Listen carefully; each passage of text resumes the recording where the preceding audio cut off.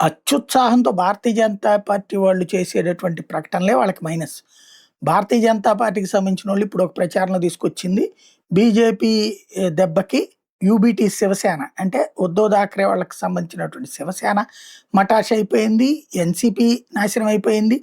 Sikkim democratic front SDF నాశనం అయిపోయింది. Indian national Lok Dal INLD దెబ్బతింది. అట్లాగే సిపిఐఎం దెబ్బతింది. బీఆర్ఎస్ దెబ్బతింది. ఆప్ దెబ్బతింది అన్నటువంటి ఇదే తప్పుడు ప్రచారం. ఆమ్ ఆద్మీ పార్టీలో ఒక 7గురు వెళ్ళిపోయినంత మాత్రాన ఏం కాదు.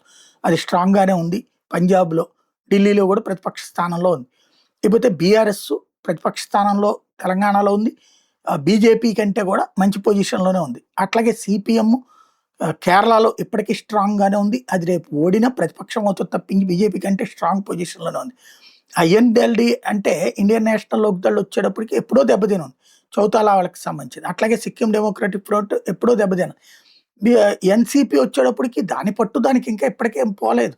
సంఖ్య తగ్గి ఉండొచ్చుగాక. అట్లాగే శివసేనకి ఒరిజినల్ శివసేనతో పోల్చుకుంటే ఇప్పుడు బాగా దెబ్బతిన్నదన్నమాట మాత్రం వాస్తవం.